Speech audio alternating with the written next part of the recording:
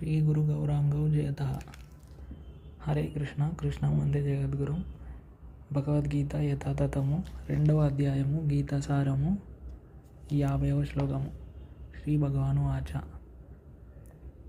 బుద్ధియుక్తో జయాతిహో ఉభే సుకృత దుష్కృతే తస్మాద్ యోగాయ యుజ్యస్వ యోగ కర్మసు కౌశలం.